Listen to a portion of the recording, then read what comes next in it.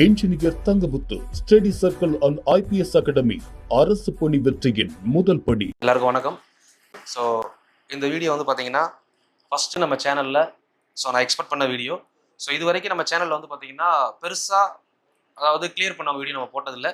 Reason என்ன அப்படின்னா, நான் எப்போவுமே சொல்கிற ஒரு விஷயம், அதாவது ஒரு எக்ஸாம்னு வந்துச்சு அப்படின்னா அதுக்கு 10 லட்சம் பேர் போட்டி போடுவாங்க, குறைஞ்சது ஒரு 5 லட்சம் பேராவது போட்டி போடுவாங்க.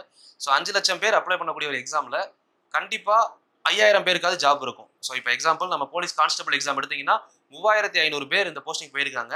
இப்போ 3500 பேரில் ஒரு ஆளாக இருக்கிறதுக்காக நீங்கள் கஷ்டப்பட வேண்டிய அவசியமே இல்லை. இது நான் எப்பயுமே சொல்கிற விஷயம் தான். ஒரு காம்படிஷன் போகிறோம் அப்படின்னா அதில் ஒரு ஆளாக இருக்கணும் அப்படின்னா நீ கஷ்டப்பட வேணாம். நீ அந்த 3500 பேர்ல பொதுவான ஆளாக இருந்தாலே போதும், சரிங்களா? ஆனால் அந்த 3500 பேரில் ஆளாக இருக்கணும் அப்படின்னா நான் கஷ்டப்படணும் அப்படின்றது நான் எப்பயுமே சொல்லியிருக்கேன். ஸோ அதுக்கு ஈக்குவலாக இந்த டைம் ஃபர்ஸ்ட் டைம் நம்ம ஸ்டூடெண்ட் வந்து பார்த்தீங்க அப்படின்னா ஸ்டேட் லெவலில், தமிழ்நாடு லெவலில் ஃபர்ஸ்ட் மார்க் எடுத்திருக்காரு. ஸோ இவர் வந்து 3500 பேரில் ஒரு ஆள் கிடையாது, 3500 பேரில் ஆள். இதை நான் வந்து பெருமையாகவே சொல்லுவேன். எல்லாருக்கும் வணக்கம். என்னோட பேர் வந்து தியாகராஜன். நான் எங்கேருந்து வரேன்னா திருவள்ளூர் மாவட்டம் பாப்பரம் பக்கம் இந்த கிராமத்துலேருந்து வரேன். நான் வந்து இப்போ சமீபத்தில் நடந்த 2ஆம் நிலை காவலர் தேர்வில் வந்து முதல் முயற்சியிலேயே மாநிலத்தில் முதல் இடம் பிடிச்சிருக்கேன். எப்படின்னு பார்த்தீங்கன்னா, ஸ்கூல் டைமில் எல்லாருக்கும் ஒரு ஆம்பிஷன் இருக்கும். அதுபோல் எனக்கு வந்து கேட்க சொல்ல எல்லாரும் வந்து எனக்கு போலீஸ் ஆகணும் அப்படின்னு ஒரு ஆசை. அப்படி இருக்க சொல்ல வந்து ஸ்கூல் டைம் நான் கவர்மெண்ட் ஸ்கூலில் தான் படித்தது ஃபுல்லாகவே. 10th 12th சரி கவர்மெண்ட் ஸ்கூலில் தான் படித்தேன். ஸ்டார்டிங் நான் படித்தது வந்து ஒரு ஆவரேஜ் ஸ்டூடெண்ட் தான். அந்த அளவுக்கு சொல்கிற அளவுக்குலாம் வந்து நாலேஜ் பர்சன் அப்படிலாம் ஒன்றும் கிடையாது. நார்மலாக ஒரு ஸ்டூடெண்ட்டு, ஆவரேஜ் ஸ்டூடெண்ட் போல தான் நானும். அப்படி இருக்க சொல்ல ஸ்கூலு 6 to 10th வந்து அப்படியே முடிச்சுட்டேன். முடிச்சுட்டு போய் 11th 12th வந்து கவர்மெண்ட் ஸ்கூலில் தான் படித்தேன். அதுலேயே வந்து அந்த அளவுக்கு சொல்கிற மாதிரி மார்க்லாம் இல்லை, ஆவரேஜ் தான் படித்தேன். அப்படியே மனப்பாடம் பண்ணுறது, அப்படியே எழுதுறது அப்படி தான் இருந்தது. அடுத்து ஸ்டார்டிங்கில் அடுத்தது வந்து காலேஜ் போக சொல்ல வந்து கொஞ்சம் கஷ்டமாயிடுச்சு. எங்கள் வீட்டில் என்ன சொன்னாங்கன்னா, அப்பா என்ன சொன்னார்னா, நீ சரியாக படிக்க மாட்டேற, அப்படியே நின்றுடா, இல்லை வேலைக்கு போ அப்படியே நான் வந்து சொன்னார். எங்கள் அண்ணன் என்ன சொன்னான்னா, இல்லைப்பா இவன் போகட்டும், இவன் போகலன்னா வந்து படியில் மேலே படிக்கலாம் வந்து எதுவும் கற்றுக்க மாட்டான், இல்லை போகட்டும் படிக்கிட்டான் அப்படின்னு வந்து சொன்னான். சரி எங்கள் அப்பா சரி நம்ம தான் படிக்கல என்னன்னா கொஞ்சம் படிக்க வைப்போம் அப்படின்னு நினச்சிட்டு சொன்னதுனால வந்து எங்கள் அண்ணன் வந்து படிக்க வச்சேன். ஏன்னா 10th-லேருந்து 12th வரையும் நம்ம கவர்மெண்ட் ஸ்கூலில் படிச்சுட்டோம், ஒன்றும் பிரச்சனை இல்லை, ஃபீஸ் கட்டுறது அது பிரச்சனை எதுவும் இல்லை. நம்ம காலேஜ் போக சொல்ல வந்து ஃபீஸ் கட்டுறது எல்லாருக்குமே வரும். ப்ரைவேட் காலேஜ் வேறு, நம்ம நல்ல மார்க் எடுத்தால் கவர்மெண்ட் காலேஜுக்கு கிடச்சிருக்கோம். நம்ம மார்க் அந்த அளவுக்கு சொல்கிற மாதிரி எடுக்கலை, கம்மியாக இருந்ததுனால வந்து ப்ரைவேட் காலேஜ் தான் கிடச்சிது. அதில் காலேஜில் போய் சேர்ந்தேன். ஃபஸ்ட் இயர் செகண்ட் இயர்லாம் போச்சு நல்லா தான். தேர்ட் இயரில் என்ன ஆச்சுன்னா வந்து ஃபீஸ் கட்டுறதுல கொஞ்சம் பிரச்சனை வந்துச்சு. என்னாச்சுன்னா, நம்ம வீட்டில் வந்து அந்த அளவுக்கு சொல்கிற அளவு இல்லை. அப்பா வந்து விவசாயம் தான், அம்மா வீட்டில் வேலை செய்வாங்க. மாடு ஒன்று இருக்கும், கண்ணுக்குட்டி ஒன்று இருக்கும். மற்றபடி அந்தளவுக்கு பேக்ரவுண்டு எதுவும் இல்லை. விவசாயம் பண்ணுறதுக்கும் அந்தளவு அரை ஏக்கருக்குள்ளே தான் இருக்கும் கழனிலாம். அதில் வர நெல் போட்டு அதை வந்து நான் போய் வீட்டுக்கு சாப்பிட்றதுக்கு அப்படின்னு வச்சுப்போம். அப்படி சொல்ல செகண்ட் இயரில் என்ன ஆச்சுன்னா ஃபீஸ் கட்டுறது ரொம்ப கஷ்டமாயிடுச்சு. அந்த மாடை வந்து ஒன்று இருக்கு சொன்னேன்ல, அந்த மாடை வந்து விற்கிற அளவுக்கு சூழ்நிலை வந்துட்டாங்க வீட்டில். ஏன்னா ஃபீஸ் கட்டி ஆகணும். 2 வருஷம் படித்தாச்சு. 3ஆவது வருஷம் எப்படின்னா வந்து முடிச்சாதான் வந்து காலேஜ் முடிச்சா போலே ஒரு இது இருக்கும் நம்மளுக்கு. அந்த டிகிரி எல்லாமே 3 வருஷம் படிச்சதுக்கான இது அதுதான், எப்படின்னா ஃபுல்லாக கம்ப்ளீட் பண்ணணும் அப்படின்ட்டு. அந்த 3ஆவது இயரில் வந்து என்ன ஆச்சுன்னா அந்த மாடு விற்கிற சூழ்நிலை வந்துச்சு.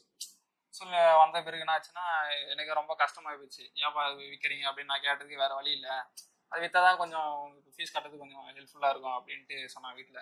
அதனால் எனக்கே ரொம்ப கஷ்டமாக இருக்குது. ஏன்னா நம்ம வந்து மாடை வந்து வளர்க்குது அப்படின்னா நம்ம வீட்டில் ஒரு ஆளை தான் வந்து மெயினாக பார்ப்போம். ஏன்னா கூட எல்லாமே அதுக்கு தீனி போகிறதும் சரி, பார்த்துக்கிறது விதமாக இருந்தாலும் சரி, நம்ம வீட்டில் இருக்கிற ஒரு ஆளை மாரி தான் பார்த்துப்போம். அது விற்று தான் நம்மளை படிக்க வைக்கணுன்றது வந்து ரொம்ப கஷ்டமாயிடுச்சு எனக்கு. எனக்குள்ள அப்போ இந்த ஒரே ஒரு தாட்டு எப்படின்னா, நம்ம வந்து ஒரு நல்ல லெவலுக்கு போகணும், போலீஸ் ஆகணுன்றது தான் சின்ன வயசுலேருந்தே ஒரு ஆசை. அந்த ஒரு இதுதான் வெறி தான் இருந்தது. அப்போத்தி யாரும் எதுவும் பண்ண முடியாது நான் அந்த சூழ்நிலையில். அப்படியே போனேன், காலேஜ் முடித்தேன். காலேஜ் முடிச்சுட்டு ஃப்ரெண்டு கிட்ட முன்னாடியே சொல்லியிருந்தேன், இது போல் முடிச்சுட்டு நம்ம போலீஸு நான் போகணும் கோச்சிங் கிளாஸு அப்படின்னு சொல்லி வச்சுருந்தேன். அப்படி இருக்கும்போது எனக்கு ஒரு நாள் கால் பண்ணாது. நான் முடிச்சுட்டு உடனே வீட்டிலலாம் இல்லை. ஃபேமிலி சுச்சுவேஷன் பொறுத்த வரையும் கொஞ்சம் கஷ்டமான ஃபேமிலினால வந்து ஆனால் வேலைக்கு போக ஆரம்பிச்சிட்டேன். கம்பெனிலாம் வந்து போனேன். ஒரு அப்படியே கம்பெனி போயிட்டே இருக்க சொல்ல ஒரு நாள் கால் பண்ணான் ஃப்ரெண்டு, இதுமாரி சைதாப்பேட்டில் ER தங்கமுத்து IPS அகாடமின்னு இருக்குதுடா, நான் ஆல்ரெடி அங்கே தான் வந்து சேர்ந்துருக்கேன், நீயும் வந்து வந்துடா அப்படின்னு சொன்னான். நான் கேட்டேன், இல்லைடா நான் கால்ஃபர் வந்துட்டு பிறகு வரேன்டா அப்படின்னு அவங்ககிட்ட சொன்னேன். அவனா சொன்னான், இல்லைடா நான் போன வாட்டி பண்ண தப்பு அதுதான், வந்து கால் ஃபார் வந்துட்டு பிறகு நான் வரேன் அப்படின்லாம் இருக்கக்கூடாது. நான் போனாடி என்ன தப்பு பண்ணா கால் ஃபார் வந்துட்டு பிறகு போய் சேர்ந்ததுனால வந்து என்னால் வந்து பாஸ் பண்ண முடியல அப்படின்னா. நானும் கொஞ்சம் யோசித்தேன். ஏன்னா இப்போ வீட்டில் இருந்தால் கூட பிரச்சனை இல்லை, ஸ்கூலு காலேஜ்னா கூட பரவாயில்ல, வீட்டில் சாப்பாடு அதெல்லாம் வந்து வீட்லேயே பார்த்துப்பாங்க. நம்ம இப்போ சென்னைக்கு வரோன்னா கொஞ்சம் சாப்பாடு பிரச்சனை எல்லாருமே இருக்கும். அப்படி இருக்கும்போது நம்ம எப்படி வந்து சர்வே பண்ணுறதுங்க? சாப்பாடு இருக்கணும், கண்டிப்பாக காசு பெரும் பிரச்சனையாக இருக்குது. அதுக்கப்புறம் ரூம் எடுக்கணும், எவ்வளோ பிரச்சனை இருக்குது. நார்மலாக நம்ம வீட்டில் இருக்கிறதுக்கும் வெளில வந்து தங்கி படிக்கிறதுக்கும் ரொம்ப டிஃப்ரெண்ட்டாக இருக்கும், கொஞ்சம் கஷ்டமாக இருக்கும். அப்படின்னும் போது நான் ஒரு நாள் வந்து சரி நான் வரேன்டா அப்படின்னு ஃப்ரெண்டு கிட்டே சொல்லிட்டேன். ஏன்னா கம்பெனிக்கு போன அந்த காசை வச்சு நான் வரேன்டா அப்படின்னு சொல்லிட்டேன். ஒரு நாள் வந்தேன், இங்கே வந்து சார்கிட்ட பேசினேன். சார் இது போல் வரலான படிக்கலான்னு இருக்கேன் சார், போலீஸ் ஆகணும் ஆசை எனக்கு அப்படின்னு வந்து பேச சொல்ல, படிப்பு அதெல்லாம் இருக்குது அப்படின்னு ஃபீஸு அதை பற்றி எல்லாமே டீட்டெயிலாம் கேட்டேன். பரவாயில்ல ஃபீஸ்னா கூட உனக்கு கட்ட முடியலனா கூட பரவாயில்ல, கடைசி அப்போ கொஞ்சம் கொஞ்சமாக உன்னால் முடிகிற அளவுக்கு வந்து கட்டிக்கோ அப்படின்னு சாரும் சொன்னார். மீதியில் மற்றதான் நான் ஹாஸ்டல் பார்த்துக்கிறேன் அப்படின்னாரு. ஃபுட்டு மட்டும் நம்ம தான் பார்த்துக்கணும். அப்படி இருக்கும் சூழ்நிலை என்னாச்சுன்னா கேட்டேன், சார் எப்படி சார் நான் வந்து அந்த அளவுக்கு படிக்க மாட்டேன், ஒரு ஆவரேஜ் ஸ்டூடெண்ட் தான், நம்ம பாஸ் பண்ண முடியுமா அப்படின்னு கேட்டேன். கண்டிப்பாக எல்லாரும் முடியும்டா, நீ வந்து ஃபர்ஸ்ட் அட்டம் தானே, பரவாயில்ல நீ வந்து படி, பார்த்துக்கலாம், நான் சொல்லித்தரதான் நான் வந்து குறை வைக்க மாட்டேன், நல்லா சொல்லி தருவேன், நீ நம்ம சொல்றதை மட்டும் படி, வேறு எதுவும் நீ வந்து எக்ஸ்ட்ரா ஆக்டிவிட்டிஸ் எதுவும் பண்ண தேவையில்ல அப்படின்னு சொன்னார். நானும் அதை வந்து கேட்டு அதுக்கப்புறமா வந்து வீட்டுக்கு போயிட்டு இது மாதிரி பேசிட்டு அதுக்கப்புறமா வந்துட்டேன். வந்து லக்கேஜ்லாம் ட்ரெஸ் எல்லாம் எடுத்துன்னு இங்கே வந்துட்டேன் சென்னைக்கு. வந்து என்ன ஆச்சுன்னா ஸ்டார்டிங்கில் இதுமாதிரி கிளாஸஸ்லாம் அப்படியே போயிட்டே இருந்தது. ஸ்டார்டிங் பஸ்ஸில் எனக்கு எதுவும் புரியல. ஏன்னா நம்ம 10th வரையுமே 6 to 10th வரையும் படிச்சுக்கு வந்து ஃபுல்லாகவே நான் எதுனா மனப்பாடம் பண்ணி அப்படியே படிப்போம், மனப்பாடம் பண்ணிட்டு அப்படியே எழுதிடுவோம். அப்படின்னு இருக்கும்போது வந்து இங்கே எனக்கு நார்மலாகவே மண்டையில் ஏறல. ஒரு 2-3 வாட்டி படிக்கிறேன், மறந்து போகுது, என்ன பண்ணுறதுடா அப்படின்ட்டு ஒரே கவலையாக இருந்தது எனக்கு. அப்படி இருக்க சொல்ல சார்கிட்ட சொன்னேன், சார் இல்லை சார் இதுமாரி ஞாபகம் படிக்கிறேன் மறந்து போகுது சார் அப்படின்னு சொன்னேன்.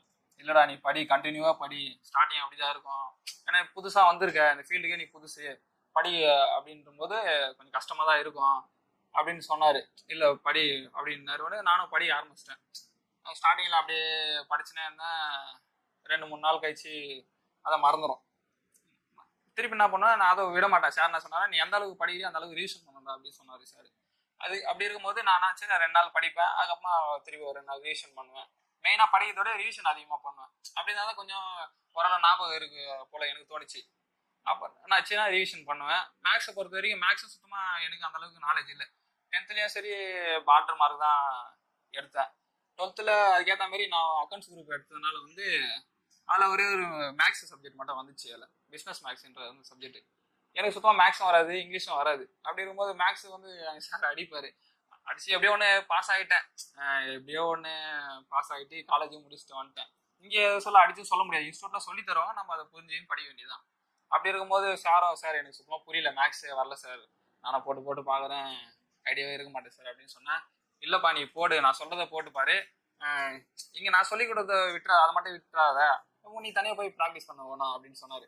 அப்படின்னு சொல்ல ஒரு நாள் தெரியுது, ஒரு நாள் தெரியல, அப்படியே கண்டினியூவாக அப்படியே போயிட்டே இருந்தது ஃபர்ஸ்ட். அதுக்கப்புறம் என்ன ஆச்சுன்னா மேக்ஸு ஓரளவுக்கு கொஞ்சம் இம்ப்ரூவ் ஆகிற மாதிரி தெரிஞ்சுது. ஏன்னா மேக்ஸ் சுத்தமாக வராது, இங்கிலீஷும் வராது. மற்ற சப்ஜெக்ட்னா கூட பரவாயில்ல, சோசியல்னா கூட பரவாயில்ல, ஒரு கதை மாரி சொன்னால் புரிஞ்சுக்கணும் அப்படின்ற மாதிரி இருந்தது.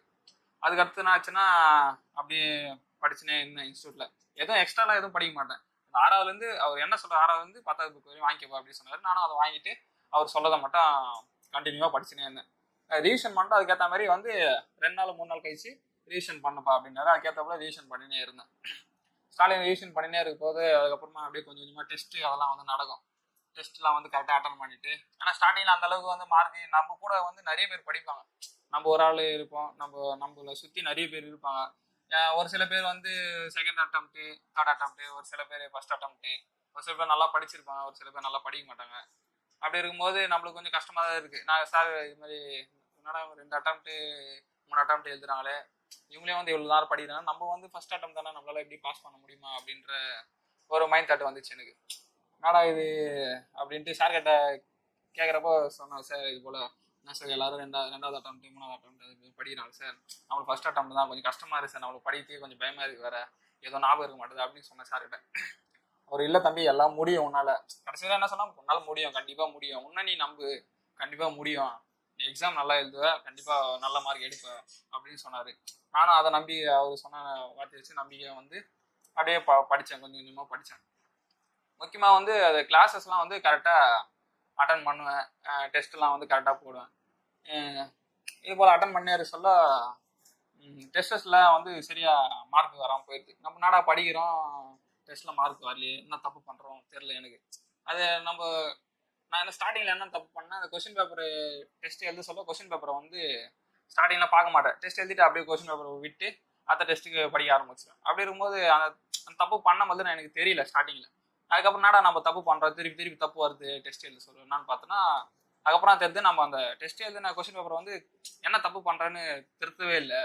அதான் மெயினாக வந்து பண்ண தப்பு என்னாச்சுன்னா, அதுக்கப்புறமா தான் அதை பார்த்துட்டு இந்த கொஸ்டின் பேப்பரில் வந்து தப்பு பண்ணுறோம் அப்படின்ட்டு அதை திருத்த ஆரம்பித்தேன். திருத்தின பிறகு கொஞ்சம் கொஞ்சமாக ஓரளவுக்கு அப்படியே பரவாயில்ல, நம்ம தப்பு தான் பண்ணுறோம் அப்படின்ட்டு தெரிய வந்தது. அதுக்கப்புறமா அதை வந்து கரெக்ஷன் பண்ணி வரேன். ஃபஸ்ட்டு நம்ம இப்போ படிக்கிறோன்னா வந்து அது தப்பு பண்ணுறோன்னா அது தப்பை வந்து டெஸ்ட் எழுதுறோன்னா அந்த டெஸ்ட்டில் வந்து டெஸ்ட் எழுதிட்டு அந்த கொஸ்டின் பேப்பர் அப்படியே தூக்கி போட்டுக்கூடாது. நம்ம என்ன தப்பு பண்ணுறோம் அப்படின்ட்டு திருப்பி வந்து பார்க்கணும். அப்போ தான் வந்து நம்ம என்ன தப்பு பண்ணால் அடுத்த இதில் டெஸ்ட்டில் வந்து திருத்த முடியும். அப்படி இருக்கும்போது கொஞ்சம் கொஞ்சமாக திருத்திட்டேன். அதுக்கப்புறமா வந்து தமிழ் எலிஜிபிலிட்டி ரொம்ப முக்கியம் அப்படின்னு சொன்னார் சார். ஏன்னா வந்து போன வாட்டி இந்த மாடல் வேறு, இந்த வருஷம் வந்து மாடல் வேறு அப்படின்ட்டு. ஏன்னா தமிழ் எலிஜிபிலிட்டி பாஸ் ஆனால் தான் வந்து மெயின் இது கொஸ்டின் பேப்பரே வந்து ஆன்சர் ஷீட்டே வந்து திருத்துவேன் அப்படின்னு சொல்லிட்டாங்க. நார்மலாக எப்பவும் படிக்கிறது தமிழ்ட்டு நார்மலாக கேட்பாங்க, அது ஓகே. ஆனால் இந்த வாட்டி வந்து புதுசாக இருந்தது, கொஸ்டின் பேப்பர் மாடலே வந்து புதுசு. நீ தமிழில் வந்து அதில் பாஸ் ஆனால் தான் வந்து நீ வந்து மெயின் ஷீட்டை வந்து திருத்துவோம்னு சொல்லிட்டாங்க. அப்படி இருக்கும்போது தமிழ் என்ன ஆச்சுன்னா, காலையில் நான் படிக்க ஆரம்பிச்சிட்டேன். காலையில் ஒரு ரியலா 6வதுலேருந்து 10வது புக் வரைக்கும் படிக்கணும். அப்படி இருக்கும்போது நான் 6வதுலேருந்து ஒரு ரியலா 6வது 7வது அது போல சொல்ல ஒரு ரியலாக படிக்க ஆரம்பிச்சிட்டேன். காலையில் தமிழ் படிச்சுவேன். அப்புறம் சயின்ஸு எனக்கு சுத்தமாக சயின்ஸு வராது. சயின்ஸ் சப்ஜெக்ட் எடுத்துட்டீங்கன்னா 10th அதே தான் மனப்பாடம் பண்ணி எப்படியோ ஒன்று படிச்சு பாஸ் ஆகிட்டாச்சு. 11th 12th accounts group science வரல. காலேஜ்லேயும் அதே போல் தான் சயின்ஸும் வரல. இப்போ சயின்ஸுன்றது மேக்ஸ் எப்படி ஒரு கஷ்டமோ சயின்ஸ் அதே போல் ஒரு கஷ்டம். சயின்ஸ் அந்த பேருனா கூட வேற என்ன ஹிஸ்ட்ரினா கூட பரவாயில்ல, அந்த பேர் கொஞ்சம் ஈஸியாக இருக்கும், எப்படின்னா ஞாபகம் வச்சுக்கலாம். ஆனால் சயின்ஸ்ன்றது சுத்தமாக புரியாது, அந்த பேர்லாம் வந்து மண்டையில் ஏறதே ரொம்ப கஷ்டமாக இருக்கும். அப்படி இருக்கும்போது சயின்ஸு படிக்கிறேன், சுத்தமாக மறந்தே போகுது. 2 நாள் படிக்கிறேன், சுத்தமாக வரல, எனக்கு ஞாபகமே வரல. அதேதான். அதுக்கப்புறம் என்ன ஆச்சுன்னா திருப்பி கொஞ்சம் கொஞ்சமாக தான் ஸ்டார்டிங்கில் சுத்தமாக எந்த சப்ஜெக்ட்டுமே வரல. ஒரு பயமாக தான் இருந்தது. படிக்க சொல்லனால இது மறந்து போகுது, நம்ம எப்படிடா போலீஸ் ஆகுது அந்த கனவோட வந்துட்டோம், இருந்தாலும் அதுக்கான முயற்சி எடுக்கணும்ல. அதனால ஆச்சுன்னா நான் வந்து அதை படிக்கிறது மட்டும் விடவே இல்லை, திருப்பி படிப்பேன். சயின்ஸை பொறுத்த வரைக்கும் அப்புறமா கொஞ்சம் கொஞ்சமாக எழுதி பார்ப்பேன், அதிகபட்சமாக எழுதி பார்ப்பேன். அதனால கொஞ்சம் கொஞ்சம் ஞாபகம் இருக்கும். மேக்ஸ் சப்ஜெக்ட் எடுத்தீங்கன்னா சைக்காலஜி வந்து ஃபுல்லாகவே சார் சூப்பராக எடுப்பார். மேக்ஸை பொறுத்த வரைக்கும் எனக்கு வந்து அதாவது பேசிக்காகவே எதுவுமே தெரியாது மேக்ஸை பொறுத்த வரைக்கும். சார் என்ன சொன்னார்னா, நான் சொல்கிற பேசிக்காக வந்து எல்லாருக்குமே புரியும், அதாவது படிச்சுன்னு வரட்டும் படிக்காதனால ஒன்றுமே தெரியாது, இப்போ தான் புதுசாக அவன் வரான் அப்படி இருக்கணும் கூட வந்து சார் வந்து நல்லாவே வந்து அதாவது கீழ் லெவல்லேருந்து வந்து சொல்லி தருவார். சூப்பராக நல்லாவே சொல்லி தந்தார். எனக்கு பொறுத்த வரைக்கும் எனக்கு ரொம்ப கொஞ்சம் யூஸ்ஃபுல்லாக இருந்தது. தெரியாதுக்கான சம்பளம் வந்து ஃப்ரீ டைமில் வந்து சார்கிட்ட கேட்டுப்பேன். ஏன்னா அவர் இங்கே தான் இருப்பார், நம்ம கூடயே தான் இருப்பார், எந்த டவுட்டாக இருந்தாலும் வந்து கிளியர் பண்ணுவார். அப்படி சொல்ல மேக்ஸ்லாம் வந்து கொஞ்சம் கொஞ்சமாக அப்படியே வந்து ப்ராக்டிஸ் பண்ண ஓரளவுக்கு வந்துச்சு. சயின்ஸை பொறுத்த வரைக்கும் வந்து சயின்ஸ் வந்து ஸ்டார்டிங்கில் பார்த்தீங்கன்னா எனக்கு அந்த பேர் வந்து ஞாபகமே வராது. அப்போ என்ன பண்ணுவோன்னா, அந்த எழுதி பார்ப்பேன். ஒரு சில பேருக்கு ஒரு மெத்தட் இருக்கும், ஒரு சில பேர் படிப்பாங்க, ஒரு சில பேர் இன்ட்ராக்ட் பண்ணுவாங்க இன்னொருத்தரை வச்சுக்கின்னு. அப்படி இருக்கும்போது நான் வந்து எழுதி பார்ப்பேன். எழுதி பார்த்தேன்னா எனக்கு ஓரளவு மனசில் நிற்கிற போல் இருக்கும். அதனால ஆச்சுன்னா எழுதி பார்ப்பேன். சயின்ஸும் அப்படியே கொஞ்சம் கொஞ்சமாக படிப்பேன். அதுக்கப்புறம் வந்து ஹிஸ்ட்ரி பார்த்தீங்கன்னா ஹிஸ்ட்ரி கதை போல் எடுப்பாங்க கிளாஸில், நல்லாயிருக்கும். ஹிஸ்ட்ரினாலே ஒரு கதை கேட்டாலே எல்லாருக்கும் ஒரு இன்ட்ரெஸ்டிங்காக இருக்கும். அப்படின்னும் போது அது கொஞ்சம் பிரச்சனை இல்லை அந்த சப்ஜெக்ட் மட்டும். மீதி மேக்ஸு சயின்ஸு பார்த்தீங்கன்னா கொஞ்சம் கஷ்டமாக இருந்து படிக்கிறதுக்கு எனக்கு. ஏன்னா புதுசில் நம்ம எல்லாமே வந்து சின்ன வயசில் ஸ்கூல் படிக்கிறதுலாம் வந்து ஃபுல்லாக மனப்பாடம் பண்ணது. இப்போ வந்து ஃபுல்லாகவே வந்து கொஞ்சம் புரிஞ்சு பச்சா தான் வந்து நம்ம எக்ஸாமில் வந்து அது என்ன கொஸ்டின் கேட்குறாங்கன்றதை வந்து நம்ம அனலைஸ் பண்ணி எழுதணும். அப்படி இருக்கும்போது கொஞ்சம் கஷ்டமாக தான் இருந்தது ஸ்டார்டிங்கில், ஏன்னா நம்ம படிக்கிறதுக்கு எனக்கு. அதுக்கப்புறம் வந்து எக்கனாமிக்ஸு எப்போ ஏன்னா நான் எக்கனாமிக்ஸ் குரூப் தான் 11th 12th. அப்படி இருக்கும்போது அது கொஞ்சம் ஈஸியாக இருந்தது. ஏன்னா அது ரிலேட்டடாக தானே வரும், எப்படி 6th to 10th தானே படிக்க போகிறோம். அப்படின்னும் போது அது கஷ்டமாக தெரியல. பாலிட்டியும் கொஞ்சம் கஷ்டம் தெரியல. இப்போ மேக்ஸ் தான் வந்து கொஞ்சம் ஸ்ட்ரகிளாக இருந்தது. போட்டு போட்டு பார்ப்பேன். அதுக்கப்புறமா ஓரளவுக்கு வந்துச்சு. என்னன்னா டெஸ்ட்டு வந்து டெஸ்ட்டு வைக்க சொல்ல வந்து அந்த கரெக்ஷன் வந்து பண்ணாமல் ஸ்டார்டிங்கில் விட்டேன். அதான் நான் போய் பண்ண பெரிய தப்பு. அதுக்கப்புறம் கடைசியில் வந்து கிட்ட வந்து தெரிஞ்சுக்கிட்டு அதுக்கப்புறமா கரெக்ஷன் பண்ணேன் அதுக்கப்புறமா கரெக்ஷன் பண்ண வந்து பரவாயில்ல, இந்த தப்பு தான் பண்ணுறோம். சின்ன சின்ன மிஸ்டேக் தான் பண்ணுவோம் நம்ம. சின்ன சின்ன மிஸ்டேக் பண்ணுறதுனால தான் வந்து கடைசியில் வந்து எக்ஸாமில் பெரிய பாதிப்பாக இருக்கும். அப்போ என்னாச்சுன்னா நான் கடைசியில் வந்து இந்த மிஸ்டேக்லாம் கண்டுபிடிச்சி அதுக்கப்புறமா கொஞ்சம் கொஞ்சமாக கரெக்ஷன் பண்ணிட்டேன். அப்புறம் என்னாச்சுன்னா எக்ஸாம் கிட்ட நெருங்கிச்சு. ஏன்னா நான் வந்து வந்ததே வந்து கால்ஃபருக்கு முன்னாடியே வந்துட்டேன். என் ஃப்ரெண்டு நான் சொன்னல உங்களுக்கு முன்னாடி சொல்லியிருக்கேன் நினைக்கிறேன். கால்ஃபருக்கு முன்னாடியே வந்ததுனால வந்து அதுக்கப்புறம் நாள் வந்து முன்னாடியே வந்துட்டு படித்தேன். படிக்கலாம் இப்படி 3 மாதத்துலேயே கூட படிக்கலாம். இருந்தாலும் வந்து எனக்கு வந்து நான் வந்து அவ்வளோ தூரத்துலேருந்து படித்ததுனால எனக்கு ஓரளவுக்கு, ஏன்னா ஒருத்தருக்கு கொஞ்ச நாளில் படிப்பாங்க, ஒரு சில பேர் லாங் டைம் எடுத்துப்பாங்க. நம்ம புதுசுனால கொஞ்சம் லாங்காக இருந்து படிச்சுன்னு வந்துட்டேன். இருந்தாலும் அந்த படிச்சுன்னு வந்துட்டு அதை ஞாபகம் இருக்குன்னா கண்டிப்பாக ரிவிஷன் முக்கியம். அதனாச்சுன்னா நான் ரிவிஷன் சார் வந்து வீக்லி ஒன்ஸ் ரிவிஷன் பண்ணுங்க அப்படின்ட்டு ரிவிஷனுக்கான டைமும் கொடுப்பாரு. ஏன்னா வந்து ஒரு ஒரு இடத்துல எப்படி பண்ணுவாங்க தெரியாது, நடத்திட்டேன்ட்டு அடுத்தது போயிட்டே இருப்பாங்க. அப்படி இல்லாமல் வந்து சார் என்ன பண்ணுவார்னா ரிவிஷனுக்கும் டைம் கொடுப்பாரு. ஏன்னா ரிவிஷன் பண்ண எந்த அளவுக்கு நம்ம படிக்கிறோமோ அது முக்கியம் கிடையாது, படிச்சதை எந்த அளவுக்கு ஞாபகம் வச்சுக்கிறோம் அதுதான் முக்கியம் அப்படின்னு சார் சொல்லுவார். அப்படி இருக்கும்போது கொஞ்சம் டைம் கொடுப்பாரு ரிவிஷன் பண்ணுறதுலாம். நல்லா ரிவிஷன் பண்ணுறதுக்கு கொஞ்சம் டைம் கொடுப்பாரு. நல்லா எனக்கு கொஞ்சம் ஹெல்ப்ஃபுல்லாக இருந்தது. அப்புறம் என்னாச்சுன்னா கிட்ட வந்துச்சு, எக்ஸாம் கிட்ட நெருங்கிச்சு. எனக்கு எல்லாருக்கும் ஓரளவு பயம் வந்துச்சு, என்னடா இது எக்ஸாம் கிட்ட வர வந்துச்சு. அங்கே வைக்கிற டெஸ்ட்லாம் என்ன ஆச்சுன்னா மார்க் எனக்கு அதை டாப்பர் லிஸ்ட்டு அப்படின்ட்டு போடுவாங்க குரூப்லாம். அப்படிங்கும்போது நானும் கீழே தான் இருப்பேன்னா கொஞ்சம் ஒரு 40 பேர் எழுதுனா ஒரு 20 அது போல் இருப்பேன். என்னடா நம்ம இவ்வளோ கீழே இருக்கிறோமே, பாஸ் பண்ண முடியுமா ஒரு பயம் வந்துச்சு. ஏன்னா எக்ஸாம் கிட்ட நெருங்கிச்சுல, கால்ஃபர் டேட்டு விட்டாங்க, எக்ஸாம் டேட்டு கிட்ட வந்துச்சு. அப்படின்னும் போது கொஞ்சம் பயம் வந்துச்சு எனக்கு. என்னடா இது பாஸ் ஆக முடியுமான்றது, இவ்வளோ கஷ்டப்பட்டு வந்துட்டுமே, இவ்வளோ தூரம் முயற்சி பண்ணுறோமே, இருந்தாலும் எப்படி நமக்கு பாஸ் ஆக முடியுமான்ற அந்த ஒரு பயம் வந்துச்சு. இருந்தாலும் பயம் விடுப்போம், பார்த்துக்கலாம். அப்படி நம்ம எக்ஸாம் எழுதிட்டு எதனா பார்த்துக்கலாம், அது வரையும் நம்ம வந்து படிக்கிறத வந்து விட்டுறவே கூடாது அப்படின்னு ஒரு மைண்ட் செட்டில் மட்டும் இருந்தேன் கடைசி வரையுமே. அப்புறம் எக்ஸாம் கிட்ட வர சொல்ல வந்து அதிகமாக வந்து லாஸ்ட் டைம் என்ன பண்ணணும்னா ரிவிஷன் பண்ணணும். ஸ்டார்டிங்கில் வந்து புதுசாக கடைசியில் வந்து புதுசாக எதுவுமே வந்து படிக்கவே கூடாது. லாஸ்ட் டைம் எந்த அளவுக்கு நீங்கள் ரிவிஷன் பண்ணுறீங்களோ அந்த அளவுக்கு வந்து மைண்டில் நிற்கும். ஏன்னா வந்து கடைசி இவ்வளோ நாள் படிச்சது எல்லாமே அந்த நீங்கள் எந்த அளவு ரீகால் பண்ணுறீங்களோ அந்த அளவு தான் உங்கள் மைண்டில் நிற்கும். ஏன்னா கடைசி டைமில் வந்து புதுசாக எதனா படிச்சிங்கன்னா வந்து சுத்தமாக மைண்டில் நிற்காது. நீங்கள் இது ஸ்டார்டிங்கில் இது நல்லா ஞாபகம் வச்சுருப்பீங்க, புதுசாக ஒன்று படிக்கிறீங்கன்னா அது மாற்றிடும் ஃபுல்லாகவே. அதனால் வந்து புதுசாக வந்து எப்பவுமே படிக்கவே கூடாது லாஸ்ட் டைம் மட்டும். எந்த அளவுக்கு நம்ம படித்த வந்து ரிவிஷன் பண்ணுறோமோ அந்த அளவுக்கு வந்து கடைசியில் கண்டிப்பாக ஹெல்ப்ஃபுல்லாக இருக்கும். முடிஞ்ச அளவுக்கு நான் வந்து இன்ஸ்டியூட்டில் வந்து ஃப்ரெண்டு கூடலாம் வந்து மாற்றி கொஷின் கேட்டுப்போம். நீ எதனா கொஷின் கேள்றா, நான் எதனா கொஷின் கேட்குறேன் அப்படின்ற போது எனக்கு கொஞ்சம் ஹெல்ப்ஃபுல்லாக இருந்தது. ஏன்னா அவனும் கேட்பான், நம்மளும் ஒரு கொஷின் கேட்பான். அப்படி இருக்கும்போது கொஞ்சம் காதல் கேட்டான், ஷார்ட்கட்டோட சொல்லி தருவோம் நம்மளுக்கு ஃப்ரெண்டோ. அப்படி சொல்லி தர சொல்ல நம்மளுக்கு ஒரு எக்ஸாமில் கிட்ட போயிட்டுனா அன்றைக்கி அவன் இது சொன்னானே அப்படின்ட்டு நம்ம படித்ததோடய காதலை கேட்குறோம்ல, அப்போது வந்து அது ஞாபகம் வந்தது எனக்கு. ஒரு சில கொஷின் அது போல் வந்தது, அன்றைக்கி ஃப்ரெண்டு சொன்னால இது அப்படின்ட்டு அந்த ஷார்ட்கட்டோட ஞாபகம் வந்தது. கடைசியில் அது கொஞ்சம் ஹெல்ப்ஃபுல்லாக இருந்தது. அப்புறம் எக்ஸாம் கிட்ட வந்துச்சு. எக்ஸாம் கிட்ட வந்த பிறகு ஓரளவுக்கு ரெடி ஆகிட்டோம். ஆனால் நம்மளுக்கு ஒரு மனசில் எப்பவுமே ஒரு இது இருந்துகிட்டே இருக்கும், என்னடா இவ்வளோ பட்சமே கொஞ்சோண்டு ஏதோ விட்டும் வருது, ஒரு இதிலேருந்து கொஸ்டின் கேட்டேன் என்ன பண்ணுறது அப்படின்றது எல்லாருக்கும் ஒரு மைண்ட் தாட். எனக்கும் இருந்தது, ஒரு சில இதெல்லாம் படிக்கவே இல்லையே, நம்ம இப்போ இது எப்போ படிக்கிறது, இதுலேருந்து கொஸ்டின் கேட்டால் என்ன பண்ணுறது அப்படின்ற ஒரு பயம் கடைசி வரைக்கும் இருந்தது. இருந்தாலும் வேறு என்ன இல்லை, இப்போ அதை விட்டுரும், அதை நம்ம படித்தோன்னா இப்போ படித்ததில் கூட மறந்துடும் அப்படின்ட்டு நான் வந்து அதுக்கு அப்படியே விட்டுட்டேன் நான் அதை. அதனால் என்ன ஆச்சுன்னா படித்து ஞாபகம் வச்சுக்கலாம், அதை ரீகால் பண்ணிடலாம் அப்படின்ட்டு இருந்தேன். அப்புறம் எக்ஸாமும் வந்துச்சு. எக்ஸாம் போயிட்டு எழுதிட்டேன், எக்ஸாம் நல்லபடியாக எழுதினேன். அங்கே எழுதிட்ட உடனே என்ன ஆச்சுன்னா எனக்கு எழுதின பிறகு ஒன்றும் தெரில. இங்கே வந்து சார் உடனே லைவ் போட்டார், ஆன்சருக்கு லைவ் போட்டார். அங்கே வந்து நான் செக் பண்ணுறேன், அதுக்கப்புறமா 70க்கு 68 வந்துச்சு. எனக்கு என்னால் நம்ப முடியல. நான் வந்து ஃபுல் ஃபோக்கஸாக வந்து என்னென்னா படிக்கணும், போலீஸ் ஆகணும், ஃபுல்லாகவே அதுதான். அப்படி இருக்கும்போது நம்ம வந்து இவ்வளோ மார்க் எடுப்போம் அப்படி இல்லை, தெரிஞ்ச கொஸ்டின் அட்டன் பண்ணுறோம், மார்க் எவ்வளோ இருந்தாலும் பார்த்துக்கலாம், பிரச்சனை இல்லை அப்படின்ட்டு படித்து எழுதுனது தான். அப்போ 68 வருஷம்ல இருந்தாலும் நம்மளுக்கு கவர்மெண்ட்லேருந்து கீ வரும்ல, அதில் வந்தால் தான் ஒரு சாட்டிஸ்ஃபேக்ஷன். அப்புறமா வந்து அதுக்காக வெயிட் பண்ணியிருந்தேன். அது வந்த பிறகு சார் வந்து இல்லை, சார் சொன்னது வந்து ஒன்று கூட மாறவே இல்லை, அப்படி என்ன சொன்னாரோ அதான் வந்து ஆன்சருக்கே விட்டுருந்தாங்க. அப்படிங்கும்போது கரெக்டாக 70க்கு 68 எடுத்துன்னா எனக்கு ஒரு சந்தோஷம். பரவாயில்ல, நம்ம நம்ம பாஸ் பண்ணுவோமான்றது ஒரு எண்ணத்துல இருந்து இப்போ இவ்வளோ மார்க் எடுத்து வந்து பெரிய எனக்கே ஒரு சந்தோஷமாயிடுச்சு. சார் அடிக்கடி சொல்லுவார், முயற்சி பயிற்சி தொடர்ச்சின்னு சொல்லுவார். முயற்சி பயிற்சி எல்லாருமே பண்ணுவாங்க, ஆனால் அதை வந்து தொடர்ச்சியாக பண்ணுறவங்க வந்து கம்மி பேர் தான். தொடர்ச்சியாக நான் ஏன்னா வந்து கால்ஃபருக்கு முன்னாடியே வந்தேன். ஏன்னா இப்போ நான் முயற்சி பண்ணுவேன், பயிற்சியும் பண்ணுவேன்.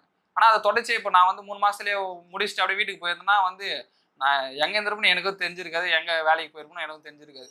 அது தொடர்ச்சியாக இப்போ பண்ணனால தான் வந்து நான் உங்க முன்னாடி நீ பேசிகிட்டு இருக்கேன். அடிக்கடிக்கு எங்கள் சார் சொல்கிறது என்னன்னா, முயற்சி பயிற்சி தொடர்ச்சி அப்படின்னு சொல்லுவார்.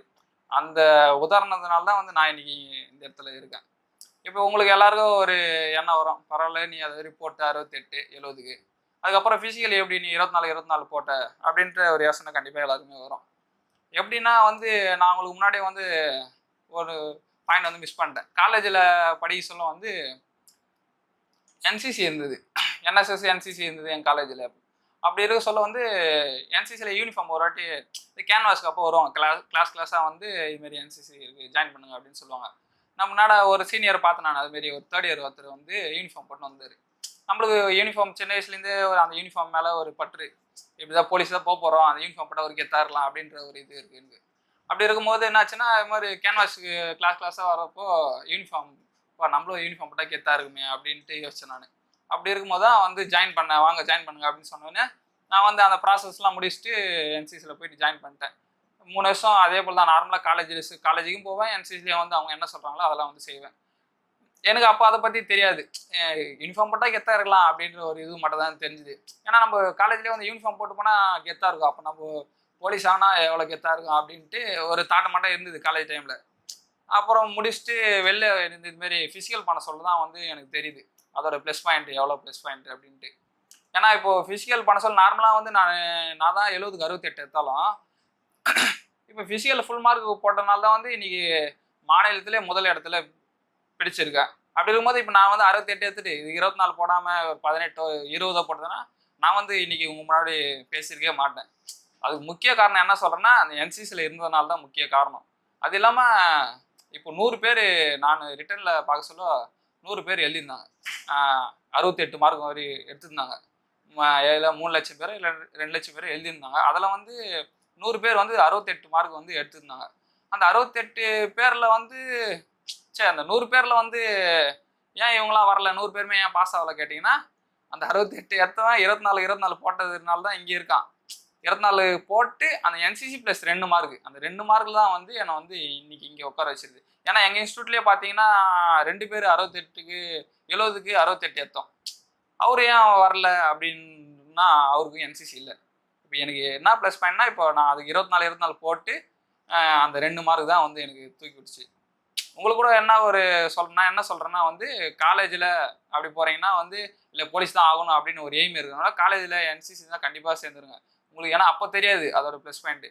எக்ஸாமில் கடைசியில் வந்து ஃபெயில் ஆகிறவங்களுக்கும் ரொம்ப ஒரு ஹெல்ப்ஃபுல்லாக இருக்கும். இதுமாரி டாப்பில் இருக்க மார்க்கு அப்போ 2 மார்க் டிஃப்ரெண்ட் பார்த்துங்க. என் கூட இன்ஸ்டியூட்டில் என்ன கூட படிச்சவர் தான் 68 மார்க்கு, அவரும் 68 மார்க், நானும் 68 மார்க்கு.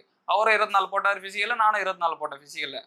அப்படி இருக்கும்போது இப்போ ஏன் அவர் இங்கே இல்லை அப்படின்னா வந்து அவர் 4th ரேங்க், இப்போதைக்கு ஸ்டேட்டில் 4th ரேங்க்கு, நான் வந்து 1st ரேங்க்கு. அப்படி இருக்கும்போது எனக்கு அந்த 2 மார்க் எவ்வளோ ஹெல்ப்ஃபுல்லாக இருக்குது நீங்களே பார்த்துங்க. 2 மார்க் இப்போ நான் 1ஸ்ட்டில் இருக்கேன், 2 மார்க் இல்லாமல் அவர் 4th இருக்காரு. அதனால சொல்கிறேன்னா, காலேஜில் படிக்க சொல்ல என்சிசி நீங்கள் போலீஸ் தான் போக போகிறேன் அப்படின்னா வந்து காலேஜில் வந்து என்சிசி வந்து மிஸ் பண்ணாதீங்க. ஏன்னா ஃபிசிக்கலாகவும் அது ஒரு நல்ல ஒரு ஹெல்ப்ஃபுல்லாக இருந்தது, மென்டலாகவும் ஒரு ஹெல்ப்ஃபுல்லாக இருந்தது. இப்போ ஏன்னா அந்த 2 மார்க் முக்கியம்னா கூட அந்த ஃபிசிக்கலாக வந்து எனக்கு வந்து உடம்புல வந்து ஏன்னா நார்மலாக வந்து நான் நார்மலாக விளையாட வந்து காலேஜில் அப்படின்னு போவேன். இதெல்லாம் வந்து அதில் ஓட விட்டாங்க, ரன்னிங் ஓட விட்டாங்க, இந்த பிடின்னு சொல்லுவாங்க, உருளை வைக்கிறது அதுமாரி பண்ணுறது, நிறைய பிடிலாம் பண்ணாங்க. அது பண்ணதோடு தான் என் உடம்பு கொஞ்சம் ஃபிட்டாக இருந்தது. இங்கே வந்து எனக்கு ஃபுல்லாகவே ரொம்ப யூஸ்ஃபுல்லாக இருந்தது. ஏன்னா ஓரத்துக்கும் சரி, லாங் ஜம்புக்கு, கயிறு அது எல்லாத்துக்குமே வந்து ஃபுல்லாக ஹெல்ப்ஃபுல்லாக இருந்தது. அதான் முக்கிய காரணம்னா, இதுமாரி என்சிசி அதுமாரி நீங்கள் காலேஜ் போகிறீங்க போலீஸ் ஆகணும் அப்படின்னா வந்து என்சிசி அது போல் இருந்தால் வந்து தவற விட்டுறாதீங்க. உங்களுக்கு ஒன்றே ஒன்று அதான் சொல்லுவேன் நான். ஏன்னா வந்து உங்களுக்கு அப்போ தெரியாது அது விட்டுமேன்ட்டு, நீங்கள் அந்த போலீஸுக்கு படிச்சுட்டு இதுமாதிரி ஃபிசிக்கல் அட்டன் பண்ண சொல்ல அப்படி அப்போது தெரியும் உங்களுக்கு. ஏன்னா அந்த கஷ்டம் நீங்கள் போலீஸ் தான் ஆக போகிறேன் அப்படின்னா கண்டிப்பாக என்சிசி சூஸ் பண்ணுங்க. நல்ல ஒரு ஆப்பர்ச்சுனிட்டி அது. Hi once again. ஸோ அதாவது ஒரு விஷயத்தை வந்து நம்ம பண்ணணும்னு சொல்லி ஆசைப்படுறோம், அதுவும் நம்ம பெருசாக சாதிக்கணும்னு சொல்லி ரொம்ப ஆசைப்படுறோம். பட் நம்ம அந்த விஷயத்தை சாதிச்சதுக்கப்புறம் அதை நம்ம தான் பண்ணோம்னு சொல்கிறதுக்கு நிறைய பேர் வந்து பார்த்தீங்கன்னா ரொம்ப கூச்சப்படுறீங்க. ஸோ இது எதுக்காக சொல்கிறேன் அப்படின்னா, இப்போ தம்பி வந்து பார்த்தீங்கன்னா தியாகுவை நேற்று கால் பண்ணியிருந்தேன். ஸோ கால் பண்ணப்போ ஃபஸ்ட்டு அவர் முன்னாடி கால் பண்ணி 94 மார்க் எடுத்திருக்கேன் அப்படின்னு சொல்லியிருந்தாரு. ஸோ நம்ம கால் பண்ணி திரும்ப ஒரு இன்டர்வியூ கொடுக்கலாம், 94 மார்க் எடுத்திருக்கீங்க, தமிழ்நாட்டில் ஃபர்ஸ்ட் மார்க், ஒரு இன்டர்வியூ கொடுங்க அப்படின்னு சொன்னப்போ அவர் சொன்ன பதில் என்ன அப்படின்னா, 10th நான் பிசி தான் பாஸ் பண்ணியிருக்கேன், பிசி தான் போலீஸ் கான்ஸ்டபிள் பாஸ் பண்ணியிருக்கேன். ஸோ படிக்கும்போதே தெரியும் நம்ம தான் படிக்கணும்னு. ஸோ ஒரு எஸ்ஐ கிளியர் பண்ணியிருக்காங்க. ஸோ அதே மாதிரி பார்த்தீங்கன்னா குரூப் 1ல் டிஎஸ்பி டிசி கிளியர் பண்ணுறாங்க, யூபிஎஸ்சியில் ஐஏஎஸ் ஐபிஎஸ் கிளியர் பண்ணுறாங்க. ஸோ அவங்கெல்லாம் இன்டர்வியூ கொடுத்துருக்காங்க. இப்போ நம்ம இன்டர்வியூ கொடுத்தா என்ன சொல்லுவாங்க? சரியா, இது அவர் கேட்ட கொஸ்டின். ஸோ நல்லா திங்க் பண்ணி பாருங்க.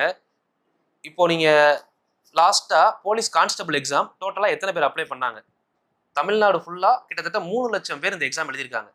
3 லட்சம் பேர் எழுதின எக்ஸாமில் தமிழ்நாட்டில் போலீஸ் கான்ஸ்டபிள் வர்றவங்க எல்லாரும் எடுக்கல. 3 லட்சம் பேரில் வெறும் 3500 பேர் மட்டும்தான் தேர்ந்தெடுத்திருக்காங்க. இப்போ 3500 பேர் தேர்ந்தெடுக்கப்பட்டவங்களில் தியாகு 3 லட்சம் பேர்ல ஒரு ஆளா பேசல. ஸோ நான் சொன்ன விஷயம், 3 லட்சம் பேர் இருக்காங்க, 3 லட்சம் பேர்ல நீங்க ஒரு ஆள் கிடையாது, 3 லட்சம் பேர்ல ஆள். சரிங்களா, நீங்க தான் இந்த 3 லட்சம் பேருக்கு ஆள் தமிழ்நாட்டில் ஸ்டேட் ஃபர்ஸ்ட். ஸோ நம்ம பண்ண விஷயத்த நம்ம தான் சொல்லணும். ஸோ அப்படிங்கிறப்போ என்ன ஃபேஸ் பண்ணீங்க, என்னெல்லாம் ஸ்ட்ரகிள் பண்ணீங்க, இதெல்லாம் கண்டிப்பாக பேசணும். ஏன்னா அதுக்கு அடுத்து வரக்கூடிய ஜென்ரேஷனுக்கு தெரியணும். ஸோ இந்த மாதிரி ஒரு ஜென்ரேஷனில் இப்போ ஒரு கிராமப்புறத்துலேருந்து வந்து ஒருத்தரால் இந்த அளவுக்கு தமிழ்நாட்டில் ஃபர்ஸ்ட் மார்க் எடுக்க முடியும் அப்படின்னா நம்மளால ஏன் முடியாது? ஃபர்ஸ்ட் அதை ஃபீல் பண்ணுங்க. நீங்கள் எந்த இடத்துல இருக்கீங்க, நம்ம எதுக்கெல்லாம் கூச்சப்படுறோம், அந்த கூச்சத்தெல்லாம் ஃபர்ஸ்ட் உடச்சு தெரிஞ்சிருங்க. நம்ம என்ன பண்ண போகிறோம், நம்ம எப்படி சாதிக்க போகிறோம், அதை மட்டும் மைண்டில் வச்சுக்கோங்க. உங்கள் மைண்டில் இப்போ மட்டும் இல்லை, இன்கேஸ் ஃபியூச்சர்லையுமே நீங்கள் ஒரு படித்தாலும் சரி, பிஸ்னஸ் பண்ணாலும் சரி, எந்த ஒரு விஷயமா இருந்தாலும் உங்கள் மைண்டில் இருக்க வேண்டிய ஒரே ஒரு கீ முயற்சி, பயிற்சி, தொடர்ச்சி. ஸோ அந்த தொடர்ச்சிக்கு எடுத்துக்காட்டு தான் தியாகுன்னு கூட சொல்லலாம். ஸோ நம்ம சொன்ன விஷயம் எப்பயுமே எந்த விஷயமா இருந்தாலுமே முயற்சியும் பயிற்சியும் ஒரு காலகட்டத்தில் நம்மளை தேடி தன்னால் வந்துடும். ஒரு டைமில் நம்ம கஷ்டப்படுறோம் அப்படின்னா கண்டிப்பாக ஏதோ ஒரு விஷயத்துக்காக முயற்சி பண்ணுவோம். முயற்சின்னு போனால் அதுக்கான பயிற்சி கண்டிப்பாக தேட ஆரம்பிப்போம். ஸோ முயற்சி பயிற்சியை பண்ணிட்டு எப்போ நீங்கள் ஒரு கேப் விடுறீங்களோ அப்பயே உங்களுக்கு பின்னாடி இருக்கிறவங்க உங்களை ஓவர்டேக் பண்ணிடுவாங்க. ஸோ முயற்சி பயிற்சிங்கிறத தாண்டி தொடர்ச்சி யாருக்கிட்ட இருக்கோ அவங்க தான் வாழ்க்கையில் வெற்றியாளர்களாக இருக்காங்க. சரிங்களா, பெரும் சாதனைகள் புரிகிறவங்க எல்லாருமே பார்த்தீங்கன்னா லைஃப்பில் தொடர்ச்சியை ஃபாலோ பண்ணவங்க மட்டும்தான். இதை மட்டும் மைண்டில் வச்சுக்கோங்க. Thank you all the best.